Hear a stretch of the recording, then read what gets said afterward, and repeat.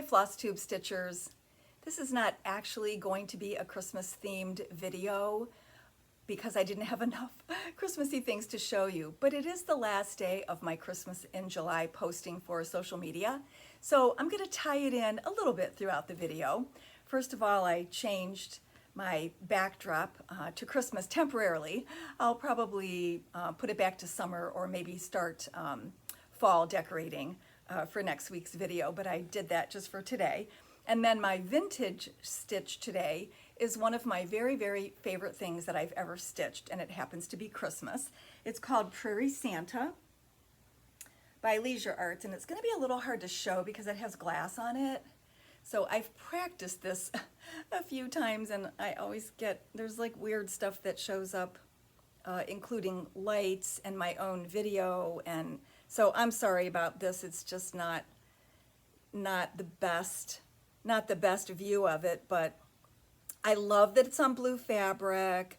I love that he's riding a cow. He's wearing blue jeans, the plaid flannel shirt. I just, the little flag in the pack. And my kitchen in the previous house was kind of a big country kitchen, and I had it decorated full-time with a black and white and beige farm animal theme. So I had a lot of cows and pigs and some sheep. But it was, it wasn't like cutesy pink pigs. It was, more like this, a black and white cow and that sort of thing. So I loved hanging him in the kitchen in that house.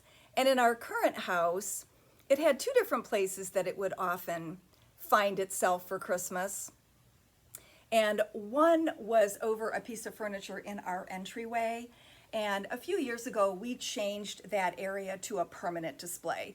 So when I decorate for Christmas, which I didn't do last year because of family circumstances, and I wasn't hosting anything, and it was kind of a zoo.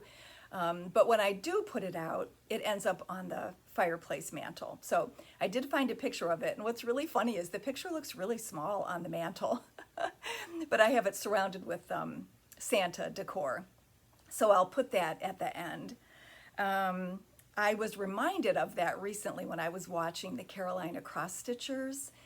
Joy, the mom, was stitching it as part of her patriotic themed month of stitching in her, I guess she was showing her whips in video number 5. And we both agreed that it was like one of our favorite things ever. And she likes the country theme as well, and so we bonded a little bit in our comments because of that. But it reminded me that that would be a good vintage stitch to show you for today, because I hadn't done that yet. And I don't normally like to show things that aren't available, but I did find it online. The leaflet Prairie Santa is no longer available from Leisure Arts, but it was reprinted a number of years ago in a hardbound book called Santa's Great Book by, I believe, the same publisher, Leisure Arts. And when I looked that up online, I found it in numerous places, internet sites and stash unload groups, and even Michael's, although they showed it as being out of stock. But I would think if it was no longer available, they would have removed it from their site. So I don't know, you might still find it. But Joy was stitching it from the hardbound book, so that's how I thought, oh well, maybe I can show that to you because it might still be available for you. Okay, I think that's all I wanted to say about that. I do have some finishes that will become store models because, all my good stuff is here. And they happen to both be patriotic. Well, I got multiple pieces back, but I chose 2 patriotic ones since it's still July. The first one is Bent Creek, and I forgot to look for my kit and I couldn't find it online. I know it's still available because I just reordered it. Oh, well then I should know the name. I believe it's called Stars. You would think it would be called Eagle or something, but I think it's called Stars. And it came as a kit with the pearl cotton and the 18 count linen. And I have shown this before, I just had not decided what I was going to do with it. And one of the reasons why I decided to frame it is because this is that stiffer linen, and I thought it might be hard for me to do an alternative finish and get it perfectly straight. Bonnie's much stronger than I am when she stretches, and I thought that she would do an excellent job of getting it straight. And I love the simple frame. Sure, we could have done a whole lot of other crazy things to it, but I just love the frame with the stars on it. So that's Bent Creek stars. And then the second one, I finally decided on a frame. Again, it has little stars, and the wavy part of the flag is in the center. You probably can't tell. But this is Freedom from the Early Americans series by Little House Needleworks. I ended up choosing to add a button there. They had left a star shape open in the grass, and I just thought it looked odd when it was all finished. I did stitch in the background with the green just in case anything might show, and it didn't matter if it, blended in. I just used the same color and filled it in, then put the button on top, but I'm really pleased with that. Alrighty. Then we'll go on to my whips, and well, actually, this is another finish. I just remembered to bring it in this time instead of just showing you a picture. So this is the Liberty Bell. I'm really pleased with my decision to add the black crow around it rather than making it all one color. And I'm sure I've got some cute fabric to figure out some kind of finish. All right, now we'll move on to my whips. This is one of my very oldest whips. And if you saw it on social media the other day, you already know that I stopped stitching it because I got distracted and confused by information about other people's finishes. Don't have FOMO. It's not a good quality. It's not attractive. But anyway, this is Christmas Eve by Prairie Schooler. Look how far I got. I really put no stitches on it this week. I just showed it for my Whip Wednesday, and I'm just showing it today. But look how close I came to finishing it. Sorry, had a clearing my throat episode there. One of my customers had come back from visiting her sister in Pennsylvania, and she had gone to the Strawberry Sampler. And this was a previous location. And she apparently had seen this done up as a model, and it had all kinds of fancy things added to it. And I don't remember now exactly what they were, but I'm thinking a leather strap on the reindeer, jingle bells, buttons or charms for the snowflakes. And then I don't know, I thought, do I want to do that? Well, I stopped stitching because the white's all connected. And I thought, well, I can't just take some of them out and add a button or a charm. I would need to, because it's connected to the next snowflake. So I thought, well, I better stop stitching them in case I do decide to do that. And then I'll just add in the smaller snowflakes if I decide to. Then I think there was one color I wasn't sure of for the word Christmas, or maybe I was out of it. It looks like it was done in light gray. So maybe I was just out of it at the time. And then I need to finish the little, let's see, what is he? An elf, I guess. I need to finish the elf. And I guess I ran out of thread in the middle of some of the motifs. But then I thought, well, maybe I should add whisper to give some texture to the beard. And, oh, maybe I should have done the reindeer in something fuzzy. And, I mean, I just went off the deep end and put it away because I couldn't make a decision. Well, one of the reasons I put it away is because I saw this fabulous finish, and I think this dated back to 2014. Now I don't remember, but I went through Jill Rensel Studios blog posts, and I had seen this along the way. Let's see, you already know what the picture looks like. I'm gonna blow it up so you can see the hand cutting that she did on the mat. And I just thought that was fabulous. And I love that the mat was brown because it didn't look, I mean, I know it's a Christmas piece, but I'm not really into like red and green mats or anything like that. So I love that it was brown, and then there were some snowflakes stamped or painted or whatever on the mat too. So anyway, my framer, well, I could order that mat set directly from Jill Rensel, but so can my framer. So I showed it to her, and she said, oh, sure, we can do that. And you'll finish it. We'll get it measured out and make sure that she knows the measurements. Maybe I would have to send the piece there, but I mean, Bonnie could stretch it, but maybe we'd have to send it because I may not have done the same count fabric as the person who stitched that one. And I've seen 2 different versions on her blog, but this was the one with the mats that I really liked. So Bonnie said, if you get that mat set, then don't do anything else to the stitching because it would just be too much, like let the mats shine. So that's where it stopped. And I should have just finished it and ordered the mat set because I think that's what I'm going to do now. I'm not going to add anything else to the stitching. Prairie Schooler is classic and timeless and beautiful just the way it is. I don't need to fussy it up. And there's other opportunities to use those items in finishing or stitching, you know, other smaller projects. So I'm going to keep going and keep stitching with the DMC, and we're going to measure it and get that mat set ordered. So I think if you order, well, it used to be if you ordered $100 worth, you got free shipping. So that's something for you to know. If you don't have a custom framer nearby and you just want to order the mats yourself, you can do it. But if you order a set, she'll probably need measurements because, like I said, the stitcher who did that one might not have done the same thing. I did do mine on 32 Sage Joblin, which is what it called for. But you can't assume that every picture is the same. Anyway, that was Christmas Eve, and it's still available, and I ordered more charts. The next whip that I actually stitched on this week was, let's see, maybe, I don't know if I guess I still should use the backdrop here. I did more on Bumblebee Inn. As you can see, I took out the pink flowers, and I did them the way they were intended with the yellow outer part and the teal inner. And then I did, you know, some of those flowers, and they do show up. I was really surprised. The whole time I was stitching it, I was thinking that I would have to change that color, but I really didn't like the pink. And I even did the teal over the doorway, and it looks fine.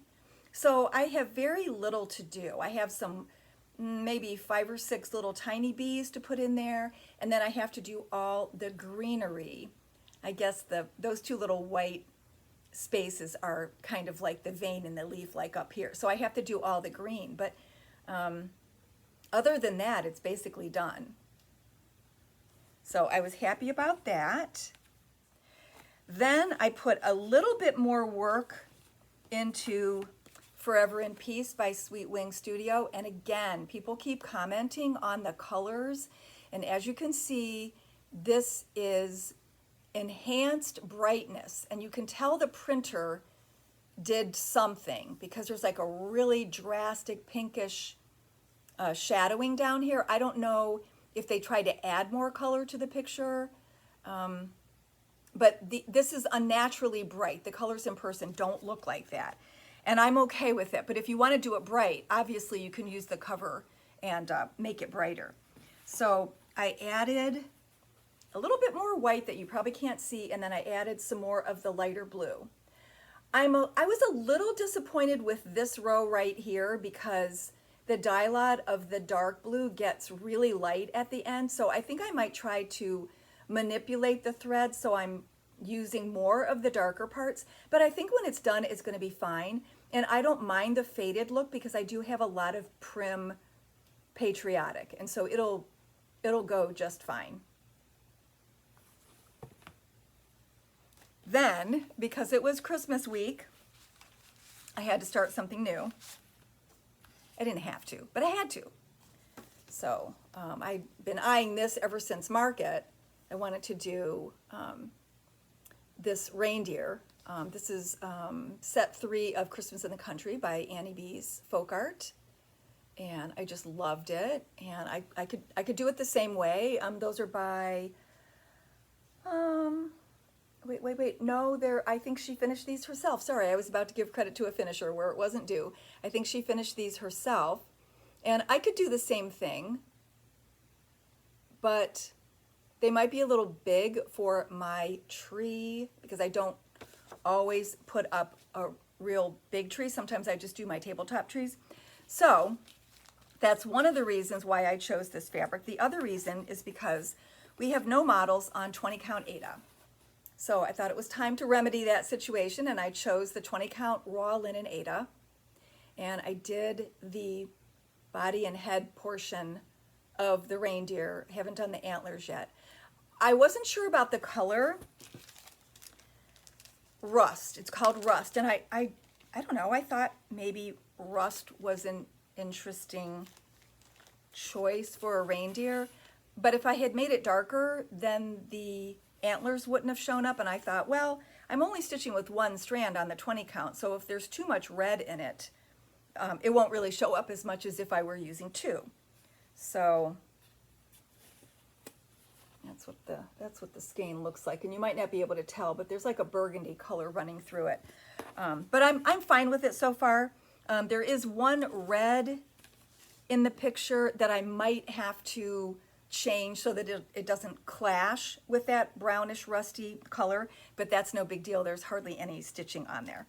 So I did that pretty much in one night, so maybe 2 more nights and that will be done. So that was all the stitching I did this week. Then last week, I completely forgot to show you the Atomic Ranch fabric automatic that came. I think because I had already put everything away in plastic bags and hung them up and put them in the proper bins, and so they weren't out for me to remind me, although it was written on my note, but I overlooked it. So anyway, this is Prairie Land, which was, again, part of the Fabric of the Month Club, and I wanted to show you 1 Aida, 1 Lugana, and 1 linen, just so you could see the differences. This is 40 count linen. That was actually the darkest of the bunch. The middle one is 32 Lugana, and actually the 28 Lugana was darker. The 28 Lugana looked more like the Aida, but the 32 came out lighter. And then the 14 and 16 Aida were pretty much the same. But just so you know, when you're ordering fabrics, if you don't like them as messy or like them lighter, and it's not for like an antique sampler where you're trying to be authentic, order the Lugana. Also, if you like a higher count, Lugana doesn't really come any higher than 32. There is a fabric flare even weave that does, but the 32 Lugana shrinks to be smaller. So it's more like a 34. So that might satisfy your need for a higher count even weave. All right, then I did get some other new fabric, and I matched them up with, let's see, I don't need that anymore. I matched them up with mostly Weeks Dye Works because I either couldn't find or didn't have in stock the right DMC color to match them up to, and also because, as I've said before, Weeks Dye Works I think has the least amount of differences in dye lots. I was going to say issues, but it's not always an issue. So this is French Vanilla 36 count R&R, which I believe is either a new color or one that I've never, ever had before. And I matched it up to beige, Weeks Dye Works. It has a really lovely modeling to it, perfect for samplers or anything prim, not too busy so that it would be distracting to the design.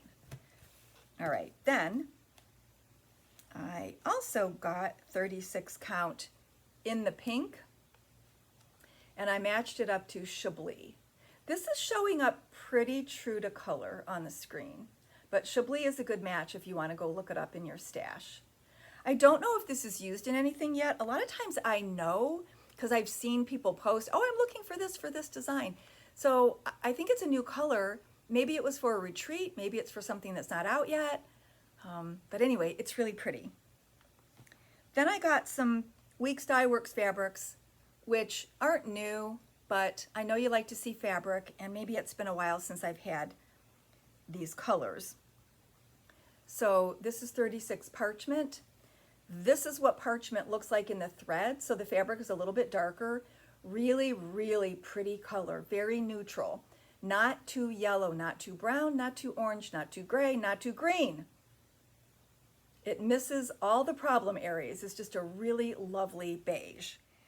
Then we have in 40 count, beige, which doesn't match their beige floss at all. It actually matches taupe. Again, very pretty, a little bit more on the grayish green side, but a beautiful neutral for samplers, and pretty much every holiday could be done on this. So that was 40. And then from Zweigart, a new color called Pale Coffee, and it's a little bit lighter than 841. I think I didn't have 842 in stock to show you, so it's a little bit lighter, but that is the right color family for it. So again, that's a really nice neutral. It does kind of look like coffee with cream in it. All right, then this one, I'm a little confused because distributors sometimes give the same fabric different names, and I don't know why. I feel like they should be using the original Zweigart name. So I don't know if this really is the original vintage lavender, because they're calling it vintage lilac. So, and I might have swatches someplace, but you know, things change anyway. So I don't know if this is the original. I guess I should look at the, I guess I could tell by the numbers whether it's, so anyway, this matches up to lilac in Weeks Dye Works. So this is like Vintage Country Mocha that has a little bit of the stamped variation to it. Very pretty for spring. And then the last one is 32 count Murano, also called Lilac. And I matched it up to Oyster in Weeks Dye Works, or 3743. Maybe this is a little bit bright and the fabric is a little bit more on the dull side, so that's why I grabbed Oyster. Again, really, really pretty. I've already sold some of these fabrics because they were laying on the counter yesterday, but there are still quarter yards and special cuts and smaller pieces available. Whatever you might need, don't be afraid to ask. Okay, that was all the fabric.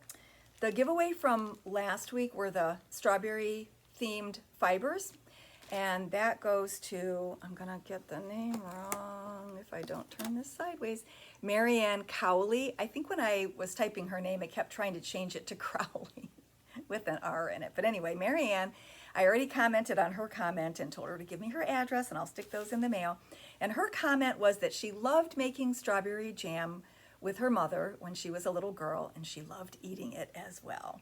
I enjoyed reading all the strawberry posts. I had just eaten brunch, but it was still making me hungry for all the good strawberry things. Okay, the giveaway for this week is also tried to tie in the Christmas theme here, so it's Christmas. And this is also to remind myself to tell you that the buy one get one for select designers is still going on through the month of August, and Romy's Creations is one of those designers. So this is going to be the giveaway. It's a $20 kit for a thread keep that includes the like the horn book with the holes cut in it and a skein of her floss. And I will include a piece of either 18 or 36 linen for you. If whoever the winner, you don't have to tell me now, but whoever the winner is, we'll just discuss what fabric she wants with it. So just say something about Christmas stitching. Did you do Jolly July? Or just tell me the last Christmas piece that you stitched. Just tell me about a Christmas stitching and you'll be entered in that drawing. Then I sort of forgot, but not really, and then my video started getting a little bit longer, and I thought, oh, I'll just procrastinate and do it at the end of the month. But I decided to do the same thing for the patriotic slideshow that I did for Christmas, and that is anybody who gave me a picture of their patriotic stitching specifically for my video. So therefore, I did not use anything that was already a store model because that's already been used and shown and whatever. So I only did the new stuff that people gave me for the video, and there was quite a bit if you watched it. And I couldn't use the random number generator because that wouldn't have been fair. I didn't know how to number things randomly because some people had multiple pieces, and so it wasn't like just doing individual comments. And so the easiest way to do it was to cut up pieces of paper and make sure they were really mixed in a bag. And then I drew a name, and they're going to get a $25 gift certificate to my shop, and they could use it on you know, anything they want. They don't have to use it right away. And I kind of figured this would happen because sometimes, you know, if you have more contributions, you have more chances, right, Corey? So Corey Wood, you're the winner. I think she also might have been the first person to send me pictures. So anyway, kind of worked out karma-like for her. Sorry, had to take a little break to clear my throat. I don't remember what I was saying, but congratulations to Corey Wood for winning the gift certificate. And I wanted to remind you to send your pictures in for the bee-themed video in August. I'll probably do it towards the end of the month so that you have more time to get them in, and so that I get some of my other bee pictures finished so I can add them as well. And we'll do a whole bee-themed video. So you can send them through Facebook Messenger or email. And I think I've mentioned before, if you get a little notification that asks how you want to send it, sometimes it does for me and sometimes it doesn't. But if it asks you, always choose the highest resolution, and then I'll get the best picture for the video. Something happens to them when they go in iMovie, and there's no rhyme or reason to it, why some look perfectly clear when I get them, and then when I put them into iMovie, they're blurry. So I'm sure it's through no fault of yours. I think if I share my videos via the phone, it asks me the resolution, but if I share them through my iPad, it doesn't. So I don't know. You know me and technology. Okay, I guess everything is crossed off my list. I'll have to do a little editing here, but thanks for watching, and we'll see you next week. Bye-bye.